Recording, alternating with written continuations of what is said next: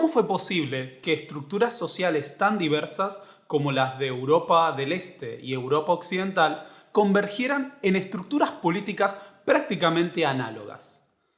Pensemos que en Europa Occidental la servidumbre prácticamente había desaparecido a finales del siglo XV, mientras que en Europa Oriental no desaparecería hasta el siglo XIX.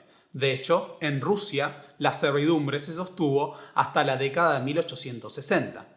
La pregunta sería entonces, ¿por qué desde condiciones materiales tan diversas ambos espacios desarrollaron estados absolutistas? Mi nombre es Pablo Borda y el día de hoy vamos a analizar el desarrollo del absolutismo en Europa del Este a partir de la obra del historiador Perry Anderson.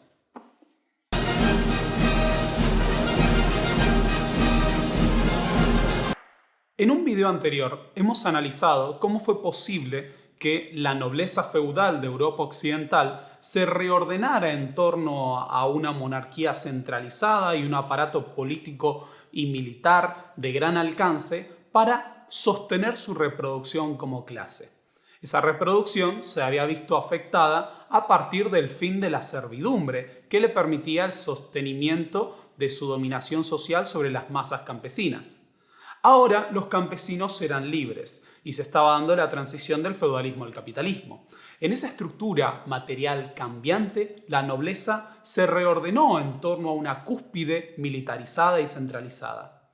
La pregunta sería, ¿por qué en Europa del Este también se desarrollaron estados absolutistas si en este caso la servidumbre se sostuvo? Bien, Perry Anderson va a plantear que el desarrollo del Estado absolutista en Europa del Este estuvo condicionado por elementos exógenos y endógenos. Lo que fue la gran crisis del sistema feudal en el siglo XIV y en el siglo XV, en Europa del Este tuvo condiciones ligeramente distintas. Podríamos decir que Europa Occidental se vio afectada dentro de lo que es la interpretación de Perry Anderson de la crisis del siglo XIV por una contradicción entre la capacidad productiva del modo de producción feudal y el crecimiento demográfico. Podríamos decir, en otras palabras, que la relación de apropiación del excedente por parte de la nobleza impidió estructuralmente incluso la reproducción del sistema social cuando ese modo de producción fue puesto en tensión, con el agravante de que la peste negra y la serie de guerras que afectaron a Europa desencadenaron una espiral descendente, prácticamente de locura y destrucción. En Europa Oriental, la crisis del siglo XIV tuvo otra impronta. No se debió a una contradicción entre la capacidad productiva de las llanuras de Europa del Este y su población, sino más bien al fin del flujo migratorio que era alimentado por los excedentes de población de Europa Occidental. Frente a esto, se produjo una reacción señorial que permitió reducir al campesinado a una servidumbre mucho más fuerte que la que hubieran experimentado hasta ese momento. Resulta paradójico que los campesinos de Europa Oriental eran relativamente más libres debido a la baja densidad demográfica, la necesidad de impulsar la colonización agrícola y a que en el medio de todo ese proceso se estaba llevando adelante una migración que sobre todo provenía de espacios como los Países Bajos, en donde los campesinos y también las ciudades habían alcanzado una relativa autonomía. De hecho, se hablaba de las libertades flamencas o las libertades holandesas en Europa del Este. El punto es el siguiente. Aunque nos resulta extraño, ese campesinado, que era mucho más libre, resultó mucho más débil a la hora de resistir el embate señorial. ¿A qué se debe esto? Bueno, a que la colonización agrícola se llevó adelante desde arriba. Fue una implantación artificial de población, por lo que nunca se desarrollaron las estructuras comunitarias propias de Europa Occidental. Un campesinado más disperso, sin estructuras comunitarias, sin tierras comunales y sin tradiciones de lucha, fue mucho más débil a la hora de resistir la reacción señorial. Fue así que en Europa del Este los señores no solo lograron reducir a los campesinos, sino incluso aplastar la autonomía de las ciudades. Las condiciones materiales diferenciadas de Europa del Este plantearían entonces un desarrollo político distinto. La pregunta sería entonces, y retomemos, ¿por qué se desarrolló el absolutismo en Europa del Este? Bien, para esto hay diversas explicaciones. Una muy sencilla sería decir, bueno, el Estado absolutista fue el producto de la necesidad de los nobles feudales de Europa del Este, de mantener a las clases campesinas sometidas a la servidumbre. Inspeccionemos este punto, dice Perry Anderson. Bueno, si nos paramos en Prusia, en el siglo XVII, el campesinado, a principios del siglo XVII, ya estaba sometido a la servidumbre. Y sin embargo, el Estado absolutista no se había desarrollado. Sin ir más lejos, en Polonia, en donde nunca se logró consolidar un Estado absolutista, encontramos la tierra dorada de la servidumbre. Pareciera, entonces, que el motivo del desarrollo del Estado absolutista no estaría originalmente en la necesidad de someter a esas masas campesinas. Al parecer, resultaba posible sostener la servidumbre sin un Estado absolutista.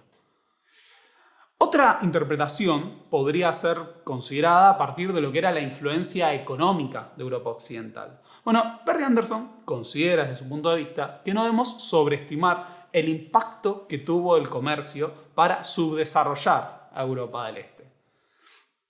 Así que si no fue el desarrollo de las relaciones de división internacional del trabajo y si no fue necesariamente la continuidad de la servidumbre el impulsor del desarrollo del Estado absolutista, ¿cuál sería la base para que éste se gestara? Anderson sostiene que tenemos que analizar lo que es el surgimiento de un sistema de estados europeo.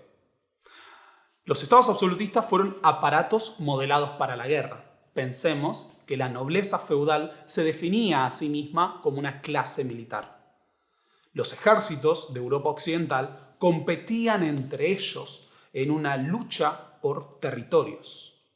Esa dinámica, que fue una suerte de megafeudalismo potenciado en el campo de batalla, Anderson define al Estado absolutista como un aparato reorganizado y militarizado de dominación feudal, suponía competir entre estados por sostenerse en el plano internacional. Para Anderson, Europa del Este va a desarrollar estados absolutistas a partir de la necesidad de defenderse de la agresión de Europa Occidental. ¿De dónde podía provenir esa agresión? Bien, si miramos hacia el sur de Europa, la disputa estaba dada entre el proyecto absolutista de Austria y los sultanes turcos. Así que ese conflicto va a impedir que una agresión provenga por ese lado. Alemania es un conjunto de estados relativamente autónomos y caóticos, enfrentados entre ellos por problemas confesionales. Así que tampoco podía partir un ataque militar de Europa Occidental desde ese punto. Hay que mirar más al norte. En este caso no se trata de Estados Unidos, sino de Suecia. Suecia fue el origen de la agresión militar de las clases feudales de Europa Occidental sobre el este. Suecia, podríamos decir, fue el martillo que cayó sobre Europa del Este, remodelando sus estructuras políticas. El Estado absolutista que construyeron los monarcas de la casa Vasa en Suecia tuvo un protagonismo central en el siglo XVII en la arena internacional y sobre todo en la historia militar de Europa. Los ejércitos de Gustavo Adolfo, que ingresaron triunfantes a la Guerra de los 30 años, remodelaron el mapa del Sacro Imperio Romano, pero también el mapa de Europa del Este. En el siglo que siguió a la Guerra de los 30 años, los ejércitos de Gustavo Adolfo marcharon triunfantes por las capitales de todos los grandes estados de Europa del Este. Marcharon sobre Praga, sobre Berlín, sobre Dresde, sobre Moscú, incluso sobre Varsovia. Ese impacto militar, dice Perry Anderson, es solo comparable al impacto que tuvo el desarrollo de la monarquía española en Europa Occidental. Así que la expansión militar de Suecia sobre el este de Europa no solo desencadenó un terrible caos, sino que obligó a un proceso de reorganización de las estructuras políticas que habían construido las noblezas en Europa del Este. Está bien, habían logrado sostener la segunda servidumbre, pero la amenaza que suponía una agresión organizada y militarizada de un Estado absolutista con ejércitos profesionales y modernos los iba a obligar a desarrollar estructuras políticas aparentemente modernas sobre una base material mucho más atrasada. Acá tenemos que pensar lo siguiente. Si una clase dominante, noble y feudal quiere sostenerse en la arena internacional, necesita un ejército poderoso, que solo podía construirse desde un Estado centralizado. La agresión militar sueca va a terminar disparando procesos de centralización política. Uno de los casos centrales que podemos tomar es el caso de Prusia. En Prusia, el gran elector va a construir un aparato militar con el objetivo de tener autonomía frente a las agresiones de los ejércitos de los Vasa. Rusia, Austria también tuvieron sus procesos análogos. Rusia tiene un desarrollo particular, hay que señalarlo, en el que la centralización ocurrió ligeramente antes y tenemos el modelo de lo que fue Iván IV el Terrible. A partir de esa intrusión del absolutismo sueco, se daría el desarrollo de estructuras centralizadas y militarizadas. Prácticamente Prusia y Rusia se convirtieron en superabsolutismos en los que no solo los monarcas gozaron de un poder espectacular, sino que se desarrollaron enormes aparatos militares. Podríamos decir que hay hasta una fusión de lo que es la estructura estatal y la estructura militar.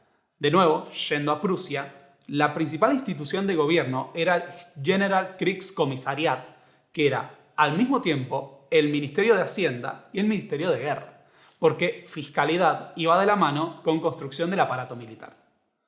Polonia no desarrolló un Estado absolutista y justamente fue de todos los grandes estados de Europa del Este el que peor sufrió el impacto de la agresión sueca.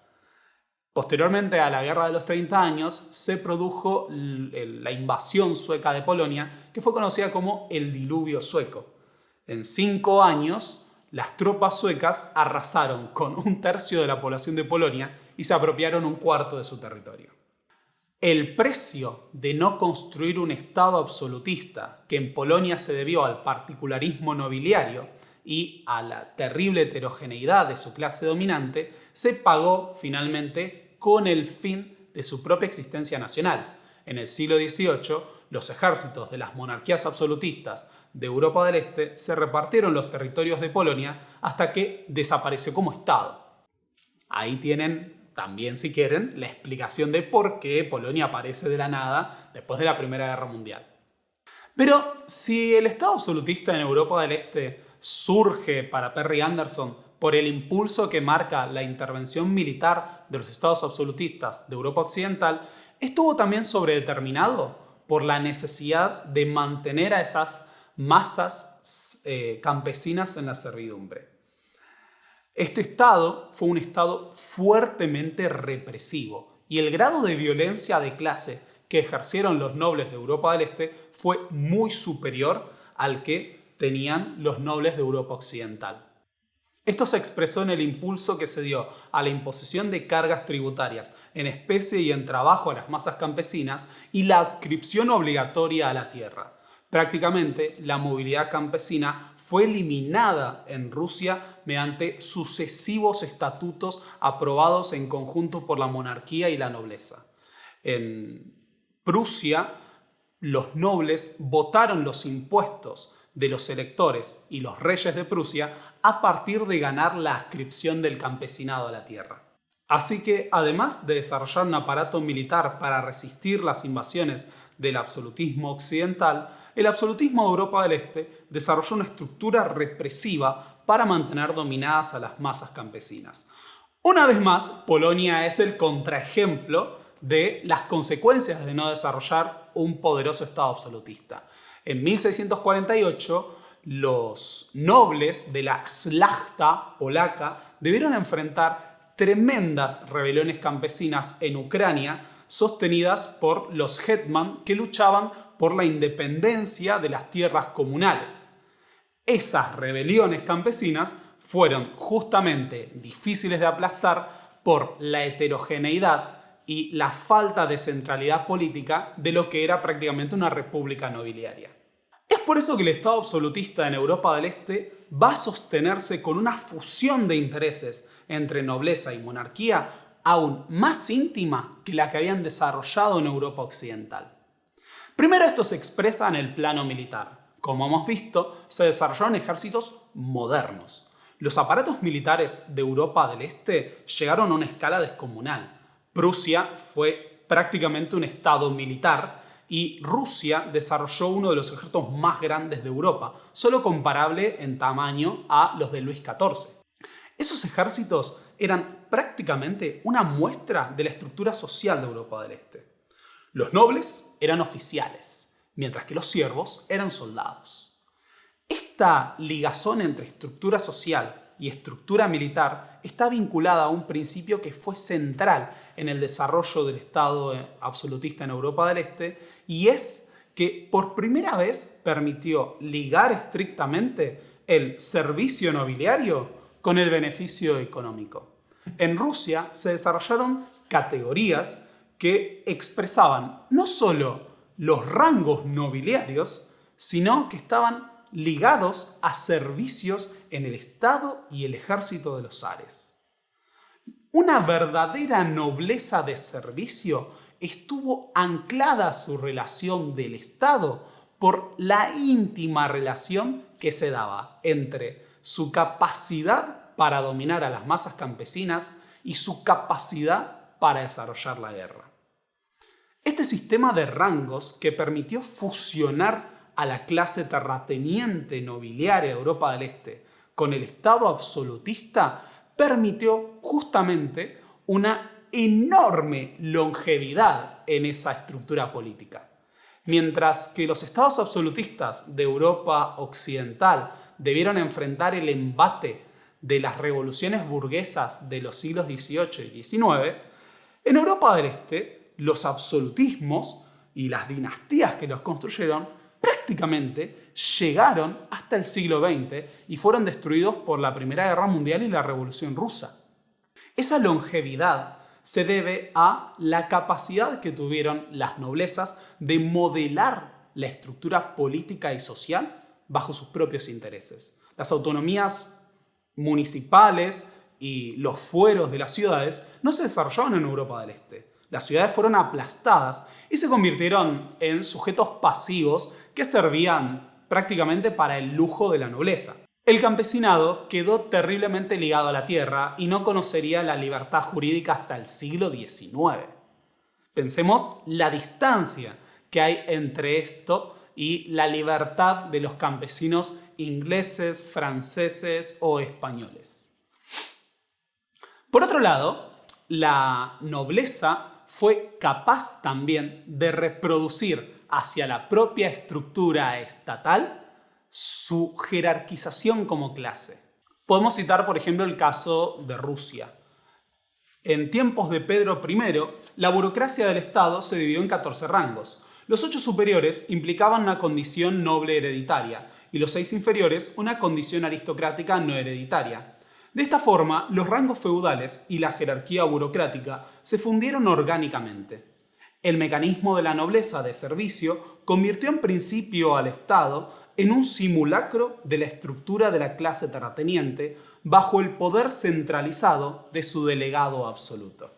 De esta forma, nobleza, monarquía y Estado quedaron fundidos en una estructura política que permitía no solo la reproducción como clase de esa nobleza feudal, sino el sostenimiento político y militar de un Estado capaz de presentarse en el campo de batalla con un aparato militar moderno. Sin embargo, la estructura social y material de Europa del Este permaneció anclada al feudalismo y a la servidumbre.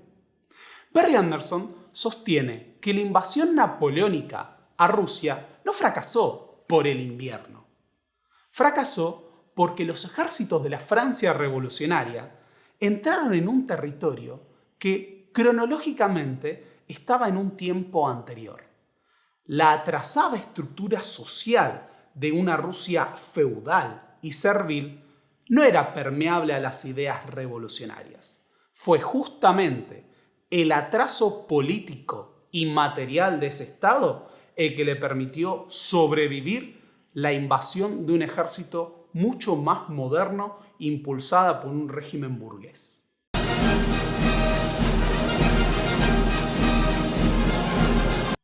Bien, espero que les haya gustado este video. Si quieren apoyar a Historia para Millennials o a Pablo Borda en su defecto, tienen que seguir en todas sus redes. Pueden buscarme como Pablo Borda Oc en Instagram o como Historia para Millennials, Pablo Borda Oc en Twitter, suscribirse a este canal y no olviden que pueden hacer aportes a partir de los links que van a encontrar en la descripción de este video. Próximamente vamos a tener un video para analizar en vivo lo que fue la historia de uno de estos estados absolutistas. Espero que lo disfruten y nos reencontraremos no solo en estos videos grabados que tenemos, sino también para nuevas transmisiones en vivo. Hasta la próxima, amiguitos.